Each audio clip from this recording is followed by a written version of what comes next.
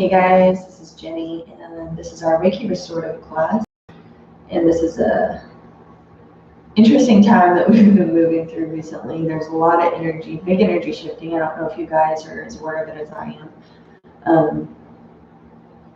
Before we get started, let's make sure we have all of our props and bolsters and blankets and stuff. I've got a bolster here, but you can also use a rolled up blanket or things of that nature, a couple pillows, a small pillow, blanket, just to keep ourselves warm and cozy, because remember, we want to be as comfortable as possible as we can.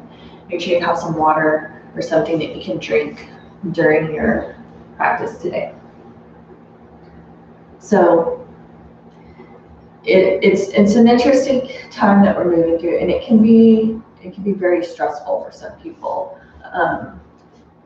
And this is why I share with you guys, like, I don't ever want to share with you guys in that way of being like Debbie Downer or like, oh, I'm sad all the time or anything like that. But I also want to make you guys understand that I'm also human, and we're all human, and it's okay to feel into our feelings and be aware of what's going on around us, right? So we're not like sinking into it and staying stuck and not able to move past it. But I share this with you guys to show you guys how we can move past certain energies, and how I personally deal with any kind of trauma or challenge in my life. You know, it usually involves me coming back to myself, coming back to my practice. That's how I stay grounded through the tough energetic shifts that occur, right? And we're already going through like a major portal of energy right now. We've been going through it for a few weeks now, sometime. And I know that a lot of people have been feeling it, but they're not necessarily knowing what to chalk it up to. And I've been feeling a lot of that big energy moving too, which is interesting because some of that has kind of like settled down for me, where I'm not feeling it so intensively in my body and things of that nature anymore. But a lot of big change is occurring in my life where it's unavoidable to see it or experience it. And I think a lot of things are coming to an end right now. There's a lot of things that are coming to an end, and there's going to be a lot of new beginnings.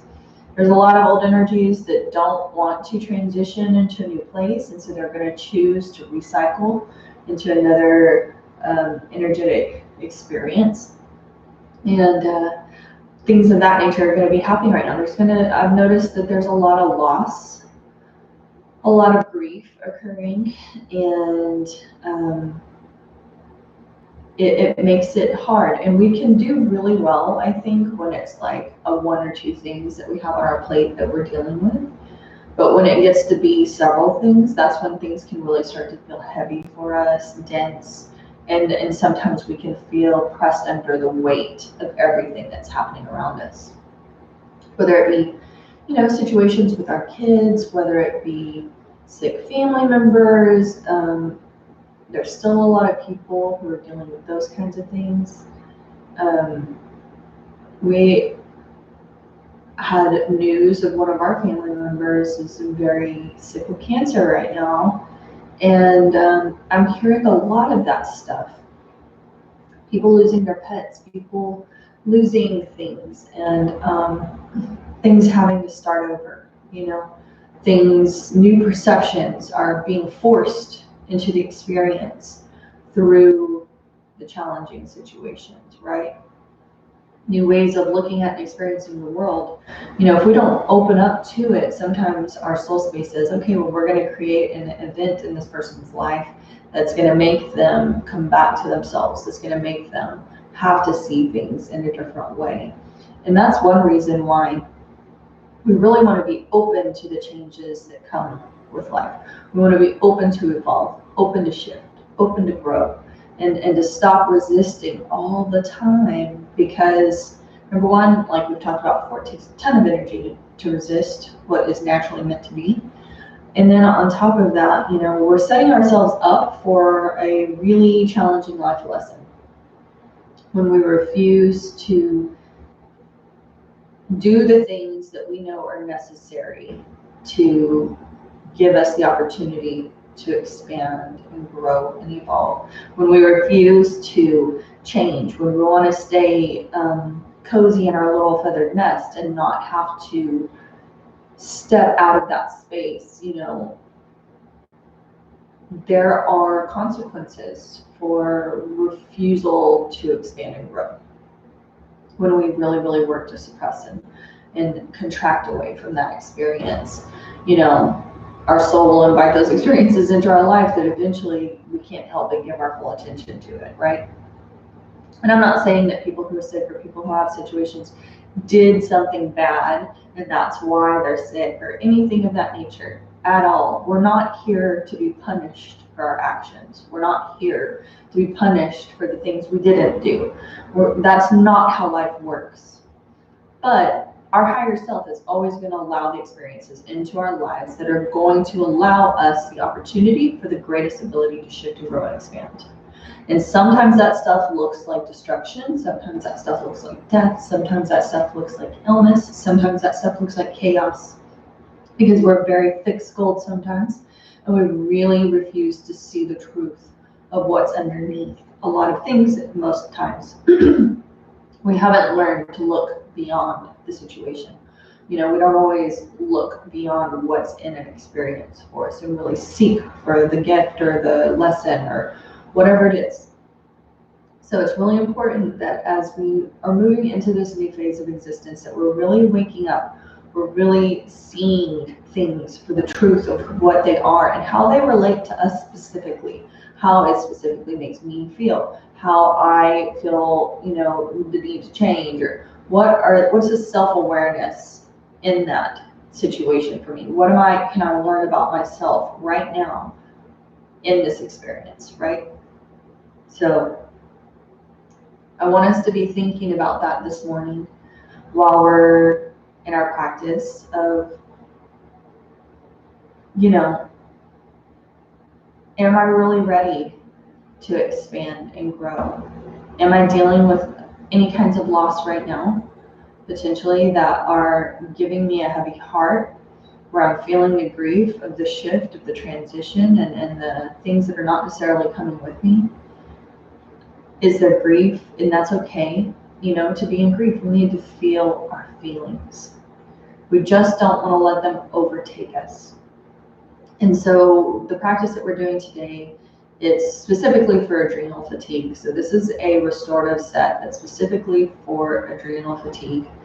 And it's because, you know, that loss and that grief, those are some of the heaviest energies that we can potentially experience. And when we have a lot on our plate and we're not taking good care of ourselves, then we tend to suffer personally. And I don't want us to be trying to give from an empty well.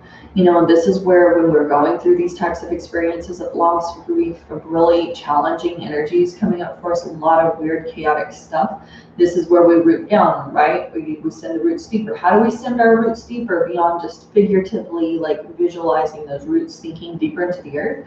We sink into our practice. We come back to ourselves, a safe space within our own being.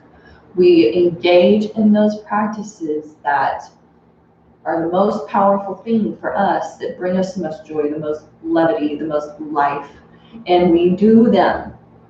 And you know, I was talking to a teacher at one point, and we were talking about how, like, there's times in your practice where, I'm doing it right now, where you feel the tears, where you feel the movement of energy is so intense. You feel it in your body. You feel the energy so intensively, and the tears come. And we never resist the movement of energy, because that is what we are here to do. We are here to move the energy. We are here to transmute the energy. We are here to settle those things within our own being by witnessing and observing and understanding exactly where we're at in each and every moment, offering ourselves the nurturing and the validation and the gentleness that we need to move through those energetic spaces. And whenever we feel that way, you know, when we're doing our practice or we're engaging in things that bring us levity and bring us light in our soul, you do it that much harder. When the tears come in your practice, you sing the mantra louder.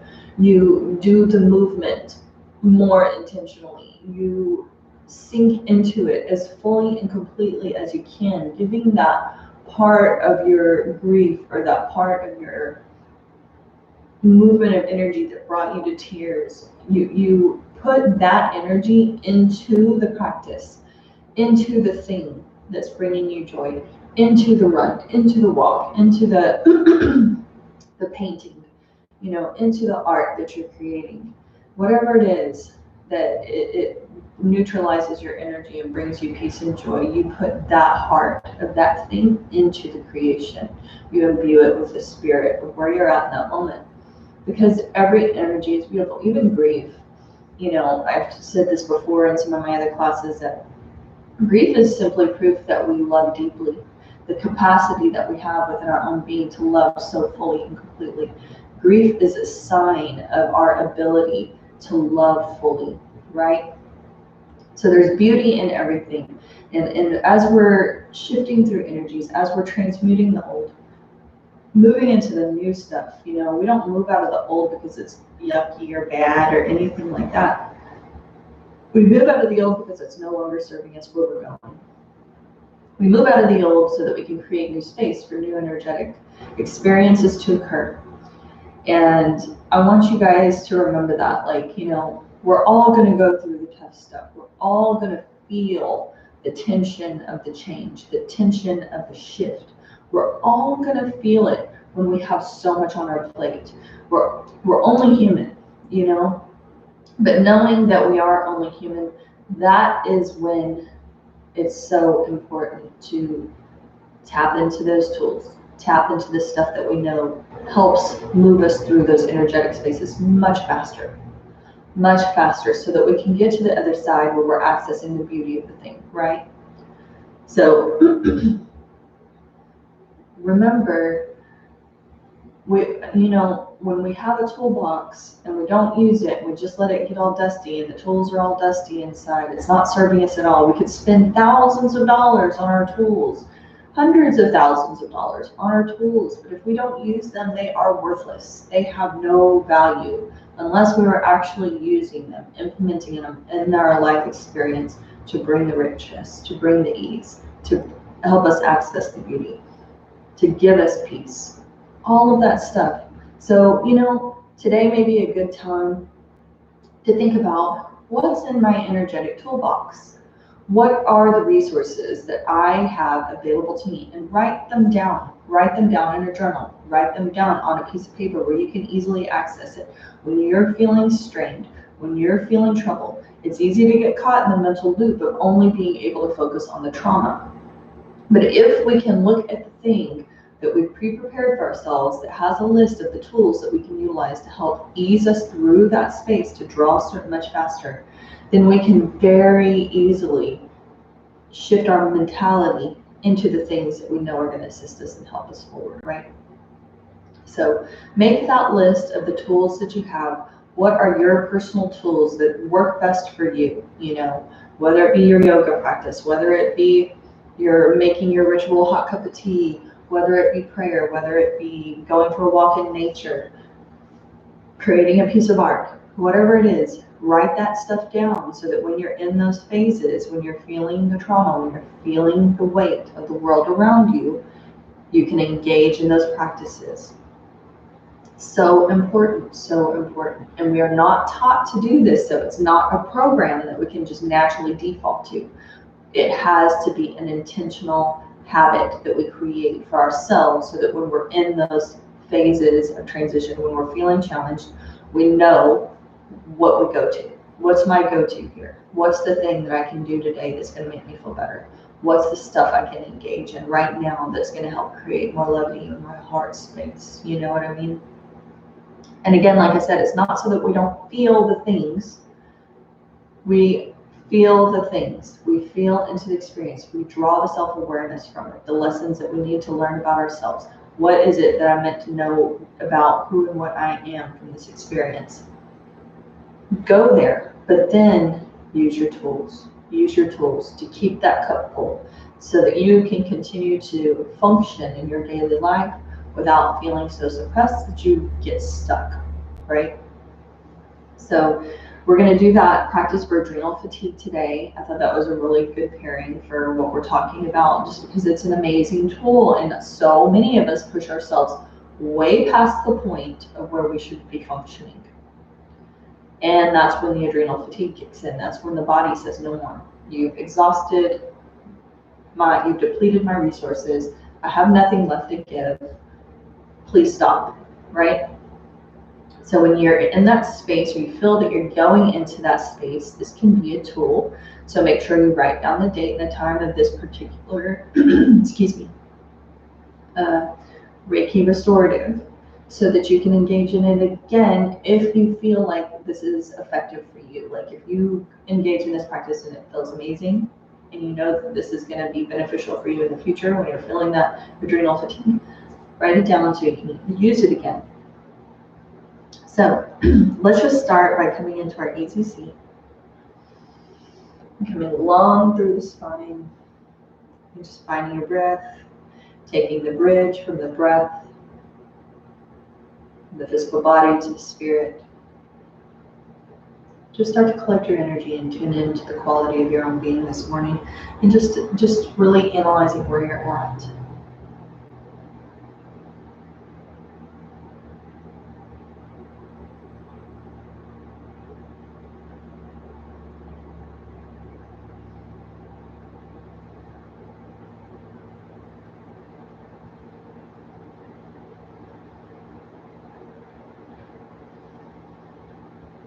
Breathing, and as you breathe, you feel the shoulders drop down the back, relaxing even deeper into the seated posture. Feel the bottom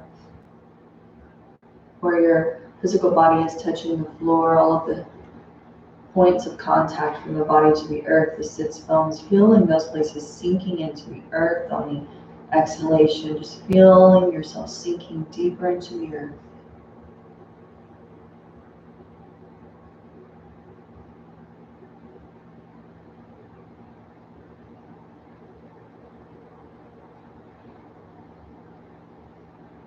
And on every inhalation, visualizing the earth rising up to meet you, to support you, to nurture you, to sustain you throughout your practice today. Feeling her rising up on the inhalation, and on the exhale, sinking into the earth.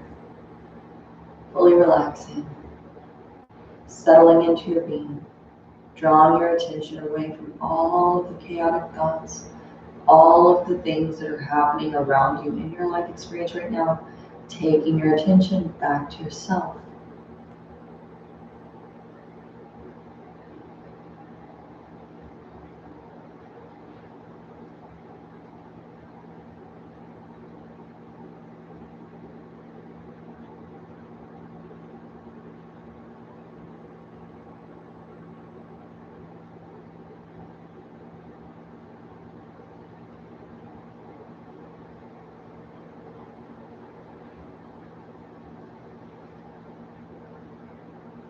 Full belly breaths. Drawing the inhalation all the way down into the belly. Exhaling, drawing the navel towards the spine.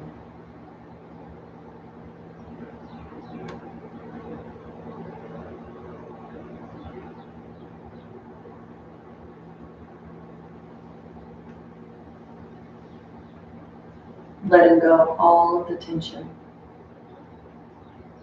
all of the need to contract away from the life experience, all of the discomfort. Allow it all to melt away.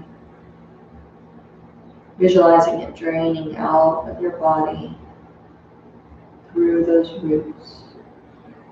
Anchor you into the earth.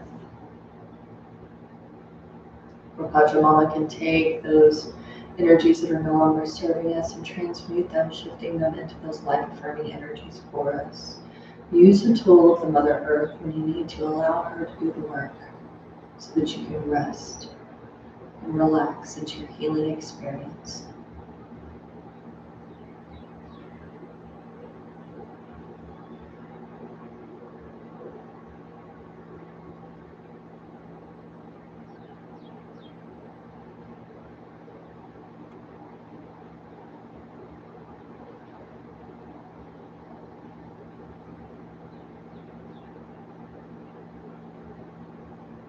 couple more deep breaths. Nice and deep, inhaling and exhaling through the nostrils.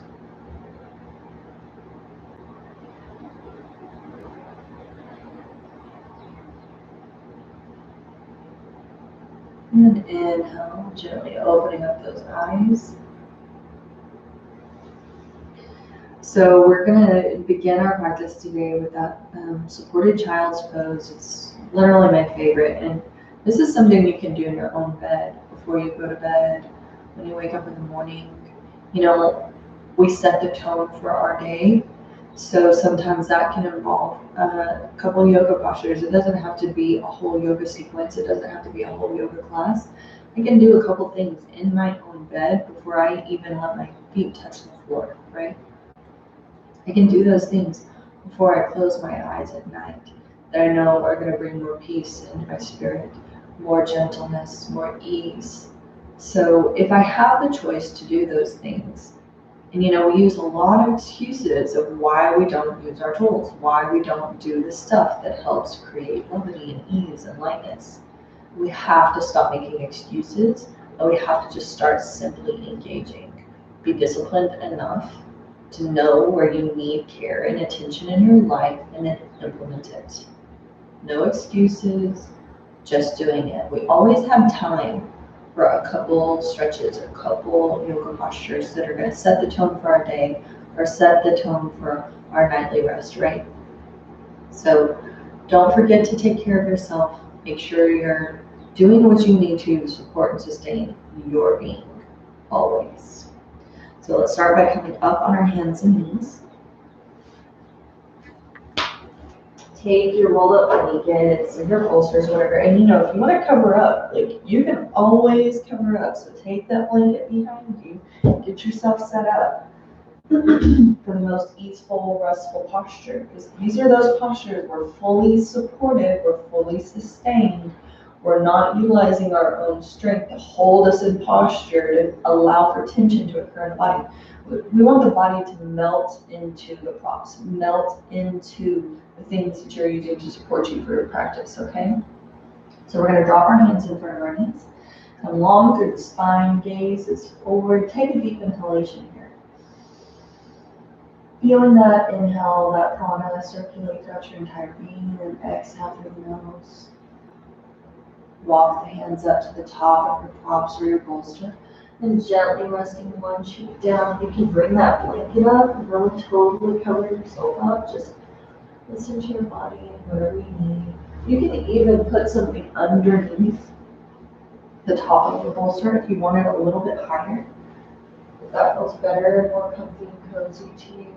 And then just take your hands where you want to be comfortable on your bolster. If you want to allow them to gently rest face up into the earth, face down. Play with your postures. Don't just come into the same posture every time, because you want to experience it in the ways that you wouldn't normally try. Try something new today. Try something different. See if you feel more comfort there. If you don't, go back to something else, or try something else. But we want to change it up sometimes. We don't want to go back to the same old stuff. We want to elicit a new reaction within our being that's going to give us the ability to shift and transmute energy in a different way. It's always about doing things differently.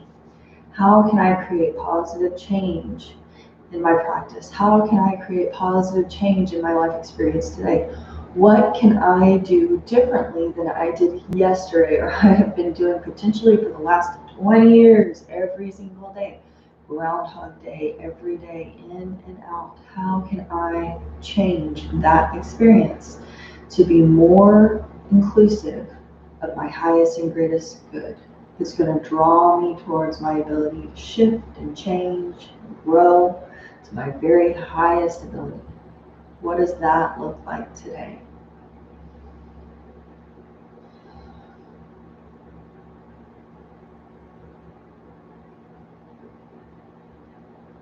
It can be very small change. Today I'm going to get up and go for a walk. Today I'm going to do a couple yoga postures before I let my feet touch the floor. Today I'm going to take 10 minutes on my lunch break to just dance. Or when I get home, have a minute to myself, I'm just going to take 10 minutes just to dance and move my body, shift the energy. I'm going to take a few minutes to come into breath work. And then we find those tools that work for us, that feel so good. And then we can do more of them. But we're always still looking for the new. We're always still seeking what we can do differently. How we can open new doors of opportunity, new energetic spaces to engage in, open to our life experience.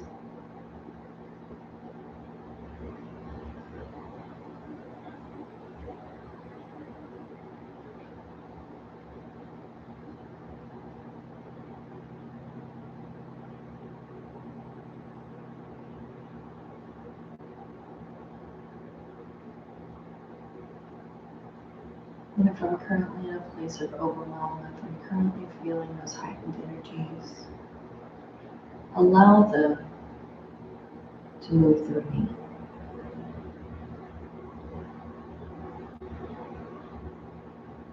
Allow them to shift and change the way I perceive myself in the world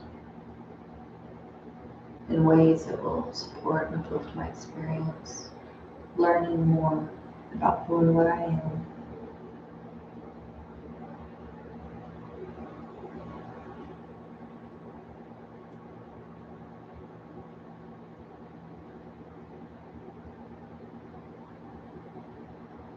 Always meeting myself with compassion and love and gentleness, kindness, compassion.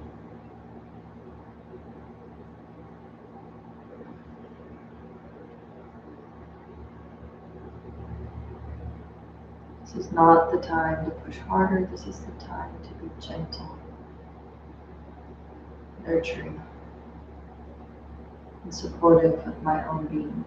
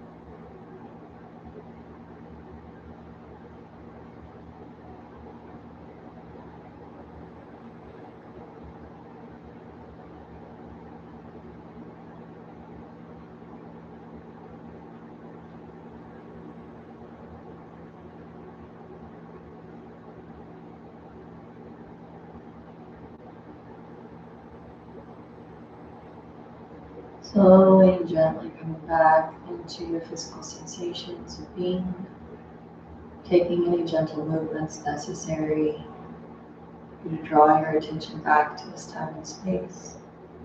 Pressing into the palms of the hands, lengthening through the arms. Take a stretch here for a moment. Inhale deeply through the nose. Exhale deeply through the mouth. And inhaling, walking the hands back up towards the knees, dropping yourself down into a comfortable seated position. We're going to come into our legs up the wall posture next. And so I want to preface this posture with recognizing that this is a great posture for relieving anxiety and frustration and all kinds of really intensive, challenging emotions that we can be experiencing.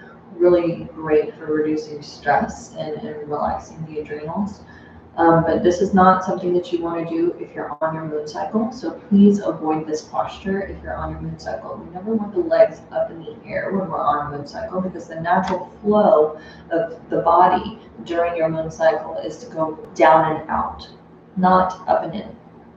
And so we don't want to compromise our body's natural flow during that time. We want to be honoring where we're at when we're on our moon cycle by finding a different posture that's going to be more supportive of your needs during this time. So you can just as easily come into a butterfly pose where you take the soles of your feet into one another, knees are pointed towards opposite wall, relaxing your back down onto a bolster or blankets, or just allowing yourself to rest into the earth with a pillow under your head.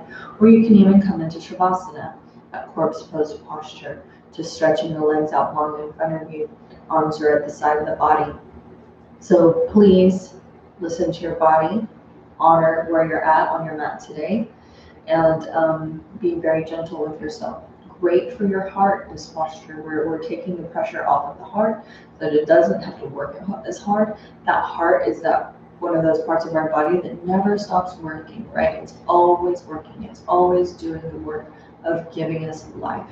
And it has to work very hard sometimes. So we want to ensure, especially when we're under stress, which can do things to our body that you can't even imagine, that we are giving ourselves the ability to relax and to come back to ourselves. So I've talked to you guys before about how to come comfortably into this posture.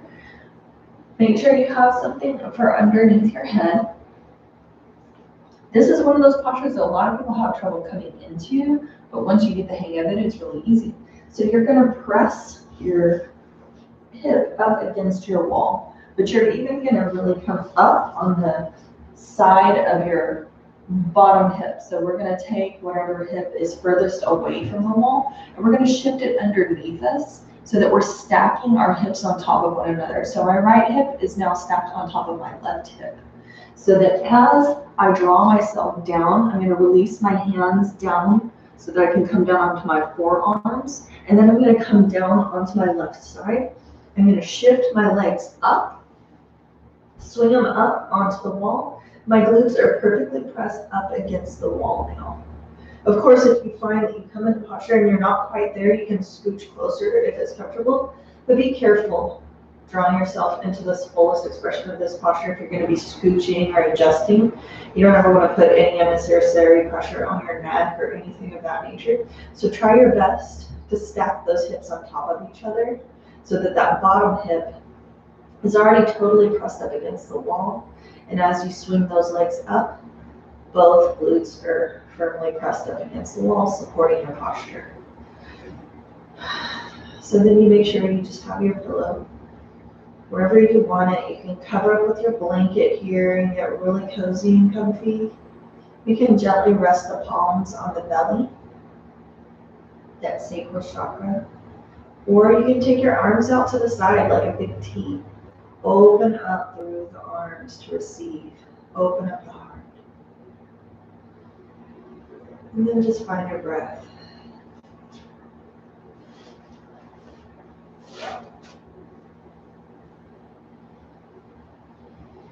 Breathing into the body. Visualizing that heart space relaxing. Meeting yourself with love and compassion. And not punishing yourself when you feel overwhelmed. When we feel that pile of stuff mounting on the plate that we're holding. When the burdens feel like a thick cloak that you're wearing on your shoulders. Sometimes we'll feel guilty and we'll even shame ourselves because we feel like we should be able to do it all. And the fact that we are suffering or feeling trauma through the experience, we feel like we should be able to manage more.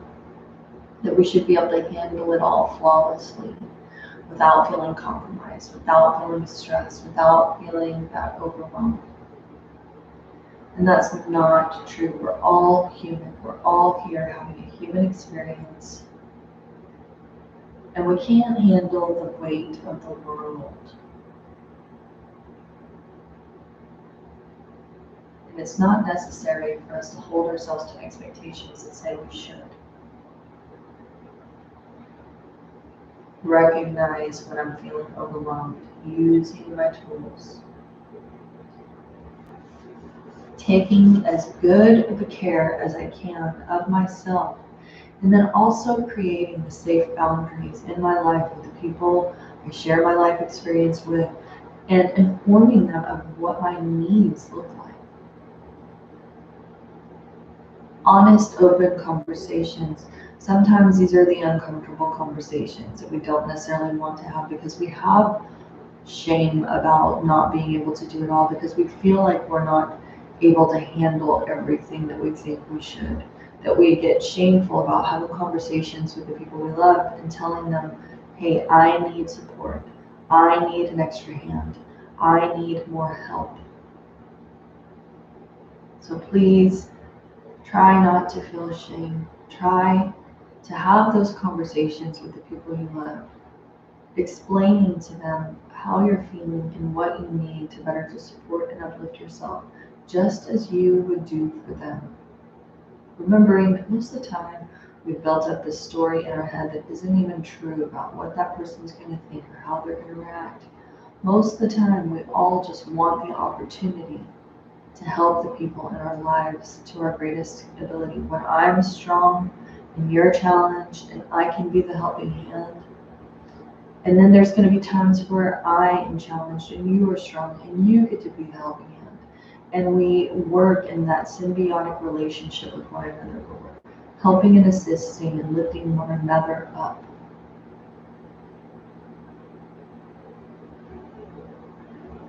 That's how we get through the tough stuff. Open and honest conversations with the people that we love.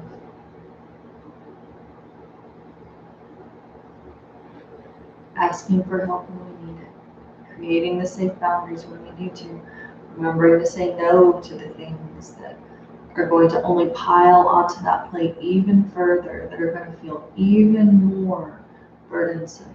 Say no to the stuff. There is no, I should do this, I need to do. No. Do what you can. When we say with kindness, with love, I would love to do A, B, C, or D, but my schedule, my plate won't allow me to take on any additional new experiences, new commitments right now. Please don't forget me in the future. We can always say things that make people understand that we're grateful and appreciative for the opportunity, but that this is just not the time.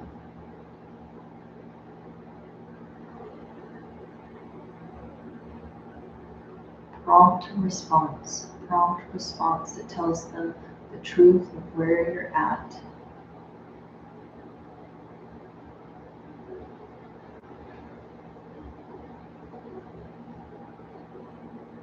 You know, it can even be something as simple as our kids asking us to go pick up something for them, to go take them somewhere. You know, if I'm in overwhelm and I can't manage it in that moment, it's okay to tell our kids, I can't do that today. I understand that that's something that you want to do, but I am limited in my ability to be able to engage in that kind of stuff right in this moment. I'm experiencing overwhelm. Our kids love seeing our humanity. They love our honesty. They love it when we treat them with respect by being truthful and honest with them. And then when they are in those same places of overwhelm, they're going to be far more likely to take care of their own needs, because it is going to be something they've seen occur within their own home, where their own parent made themselves a priority.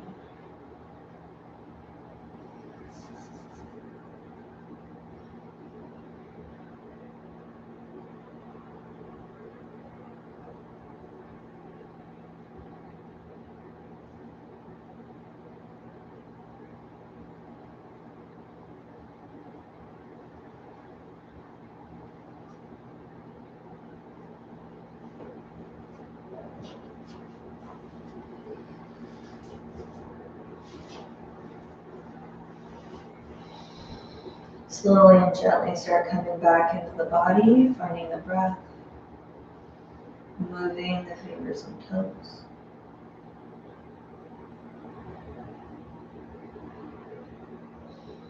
Draw the knees into the chest. And then roll over onto one side. Pressing into the palm of the opposite hand. Draw yourself upright into a seated posture. We're going to come into our next posture, which is just a basic relaxation pose, but we're going to elevate specific parts of our body. So we want to put the pillow underneath the head. And we're going to take our bolster for underneath our knees. If you don't want to use a bolster, you don't have a bolster, and you have a rolled up blanket, you can use that. Or you can even use two separate small pillows or like blocks underneath your knees for this posture. I'm going to use my bolster. And we're basically going to do like a wide-legged Shavasana posture here. So make sure you got your blanket handy. Take that bolster, those blanket props underneath your knees. Use your core strength and draw yourself down into the earth, relaxing each vertebra into the mat until your whole back is fully relaxed into the earth. And then adjust your props under your knees wherever they need to go. But take those legs wide-legged posture. And again, so we can do like our arms wide open here as well. Like a Prasarita 5-pointed star posture, essentially. Some people also call this a snowflake posture. So those arms are wide, the heart space is open to receive. You can place your hands on your belly and your solar plexus or on that sacral chakra. And just fully relax. Cover yourself up if you need to. Get nice and cozy and relaxed.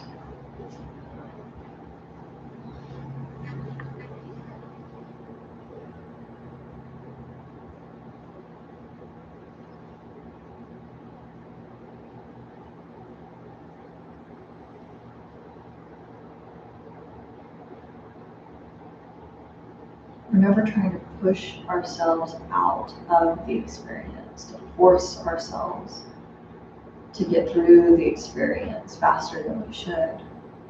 We're simply looking to support and nurture ourselves through our human experiences. And the result, the inevitable result of that is usually that we do move through the energy faster, right? Because I am not forcing or pressing or trying to make something happen. I am simply uplifting and assisting and nurturing my own being as I'm moving through certain kinds of experiences.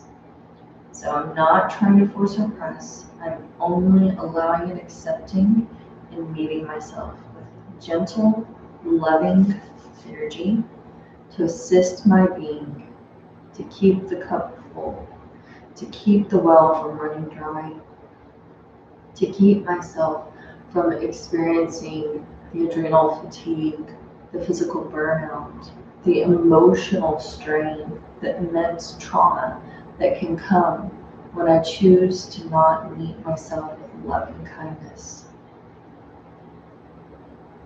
So when you find you're hitting those places of stress, when you're experiencing grief and loss, when you're moving through challenging energetic space, pay attention to how you treat yourself when you're experiencing those kinds of energies. Are you loving and nurturing? Are you using your tools? Or are you forcing and pressing, putting it on the back burner, pretending like it doesn't exist, making yourself push on, push on, push on, taking on more? And if you find that you're the pusher, if you find that you're forcing, if you find that you're pressing, please work to be gentle. This is how we make our bodies sick. Pushing too hard, trying to force ourselves to give from an empty well. Not allowing for rest and restoration and healing to occur. Pushing, forcing, pressing, moving forward constantly, not allowing for the rest and relaxation and the healing that occurs from within that space.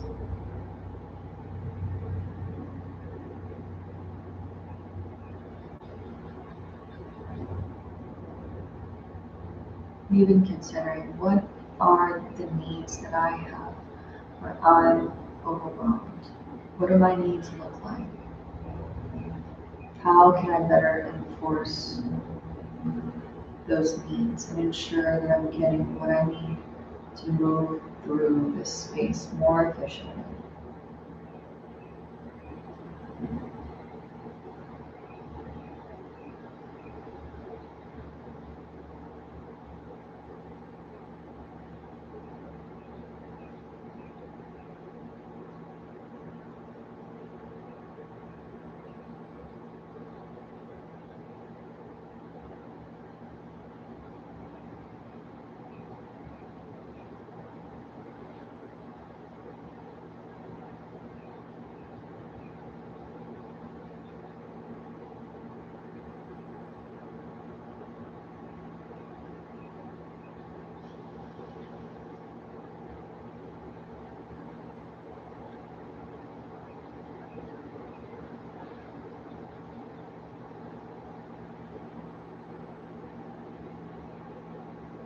Support from the people we love is a beautiful way to experience interconnectedness in life.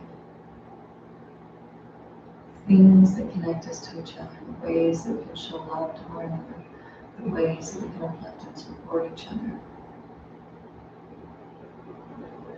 Don't negate other people from feeling into the beauty of being able to be the supportive, uplifting component to the experience when you need it.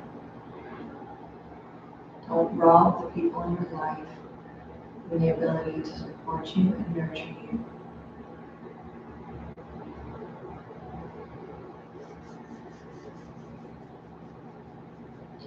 You've got those arms wide open in that T shape, or your hands are resting on your belly or your solar plexus. We're going to take our hands up to our heart space. So take your left hand in front of your heart and the right hand gently resting on top of that. Take a couple deep breaths in through the nose, out through the mouth.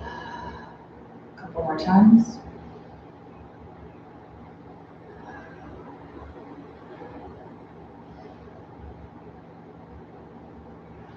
And then bending those knees, pressing your bolster, your blocks, or whatever it is out of the way.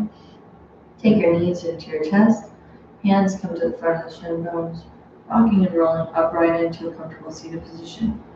So we're going to come into another posture here. So our supported cross-legged pose. So legs are crossed, just like our comfortable, easy seated posture. I'm going to cover up my lap because it's a little chilly out here. And you can do this in a couple different ways. So if you have a chair that you want to use, you can actually place the chair seat with the seat in front of you. You can take your hands, rest it on the seat of that chair, and gently rest the forehead down onto the forearm of whatever arm is on top, and just rest into your body. Or if you don't have a chair handy that you can use, you can take your props and gently rest them into your lap. Never place your props on your knee joint. We don't ever want to put our props or our supportive stuff on our joints. We don't want any pressure on our joints. We want those areas to be safe and comfortable. So we always put it on the leg itself, right? Stack them up super high. Rest those hands face down on top of each other. Stack the arms. And then gently resting your forehead down onto the forearm of the highest arm.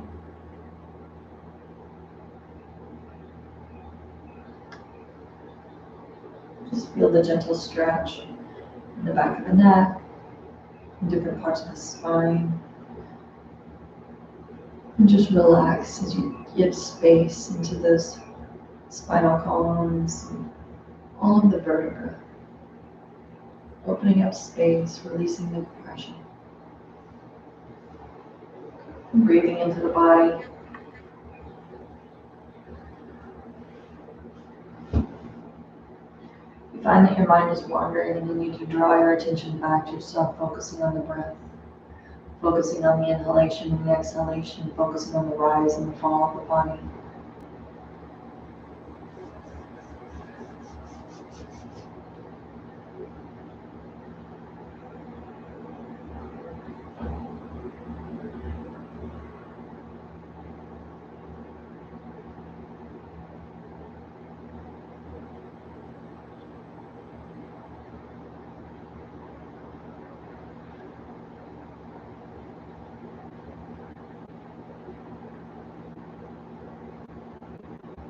Remembering that when we're feeling overwhelmed, when we're feeling challenged, when we're feeling grief, it does not take away from the fullness of our being. It does not take away from the potential of who and what we are.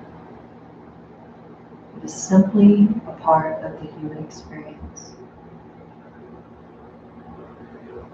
It is up to me to manage how I experience those things, how I take care of my body, how I take care of my emotional being.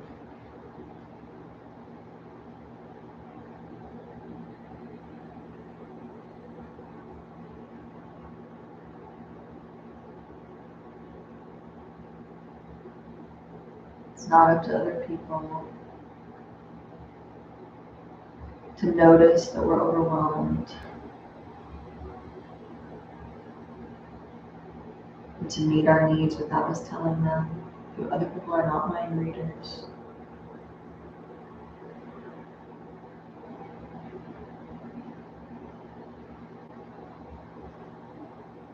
Sometimes we think people should just see that we're overwhelmed. They should see that we're stressed out. They should see that we're in grief, that we're frustrated. Never make the assumption that somebody else knows how you're feeling. Better to have the conversation, to talk about the things.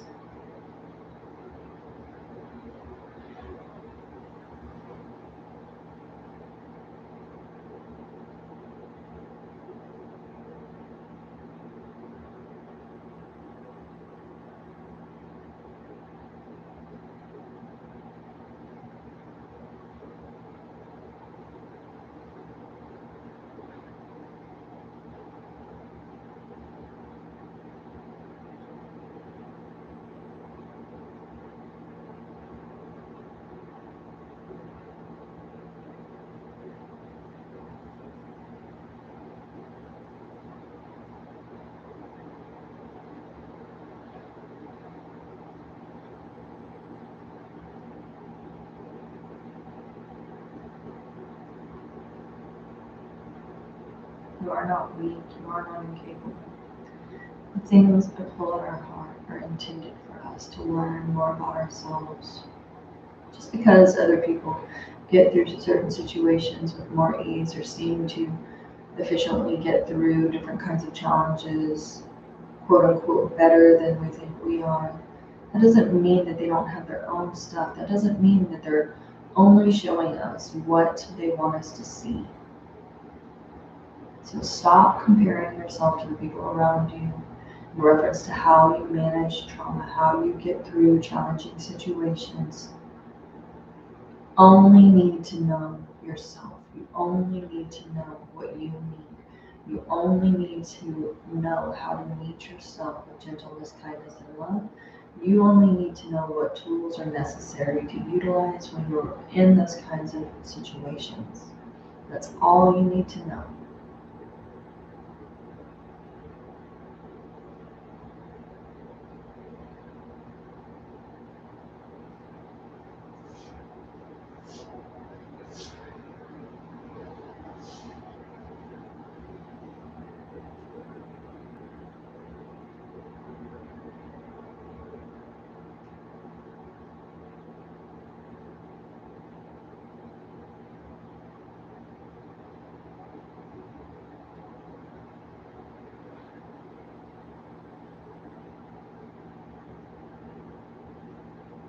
Draw your awareness, your attention back to the body, back to this time and space.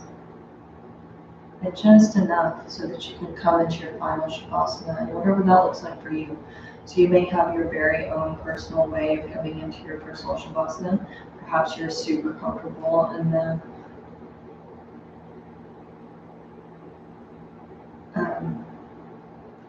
posture with a bolster under your knees. Maybe you need pillows under your neck. Make sure you have a blanket to cover up if you need so. We're just coming out of that supported cross-legged pose and drawing ourselves into the earth, finding that final Shavasana corpse pose. Whatever that looks like, whatever feels the most comfortable and safe to you, take yourself down into the earth.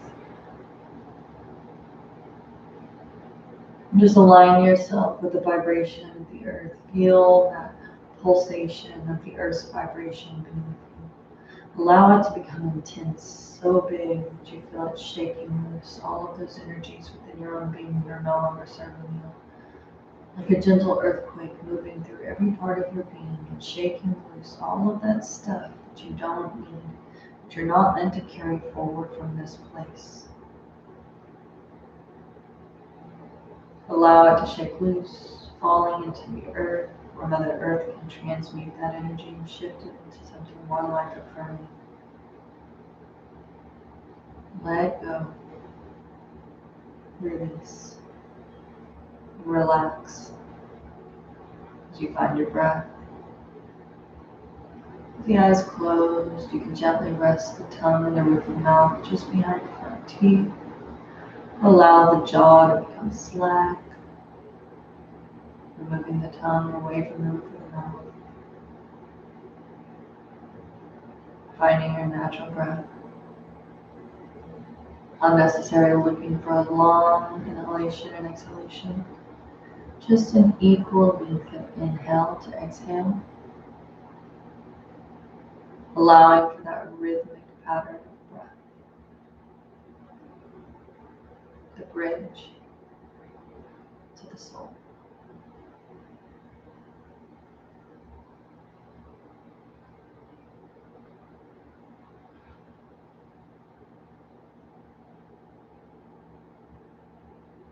And remembering that even though loss can feel tremendous, nothing's ever really going.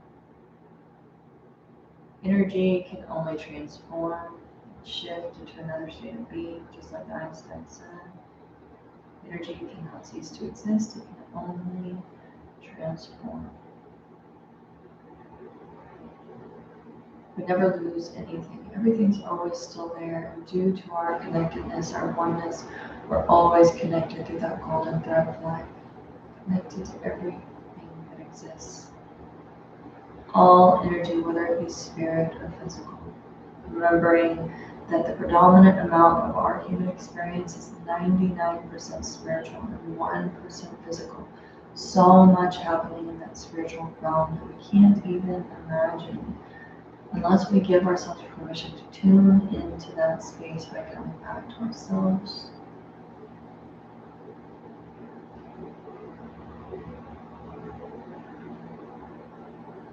We never really lose anything. Even when we feel completely overwhelmed, we can always choose to make it stop. It's a choice. We can always choose to nurture and support and sustain ourselves through those experiences. Learning to use our tools, learning to implement the practices that bring us to our highest and greatest good.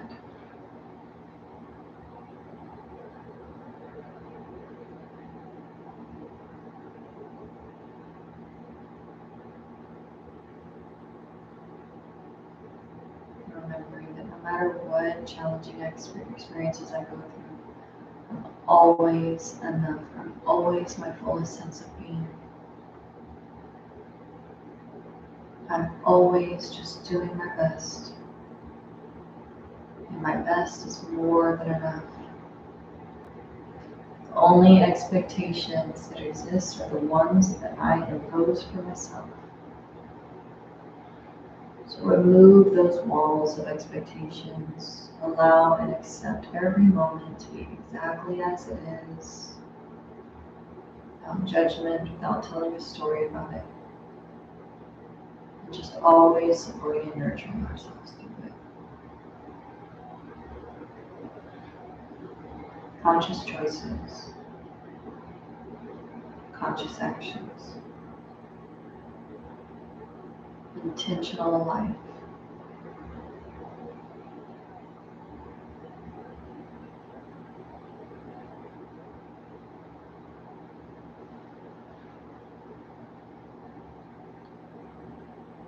Slowly and gently draw awareness back into your body, wiggling your fingers and toes, taking any gentle movement stretches that you might need. And then on the next inhalation, tuck the knees into the chest, wrap the hands around firm shin bones, and rock and roll upright into a comfortable seated posture. We're going to finish our practice today with 3 1-set nouns. I am truth, truth is my name, truth is my identity. Draw the palms of the hands together, anchor the thumbs into the breastbones. Inhale deeply. Exhale completely. Inhale to begin. Sat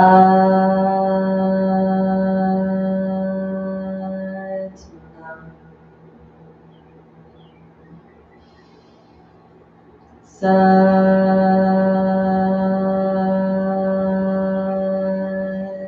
Nam.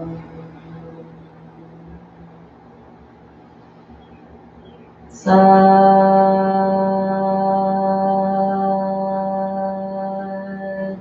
Nam. Sat Nam. Namaste. Thank you so much for joining me today. I hope you guys have an awesome week. I hope you think about those tools that most benefit you in your experiences and utilize them. Think about them, write them down, implement them when it's necessary. Don't forget about them.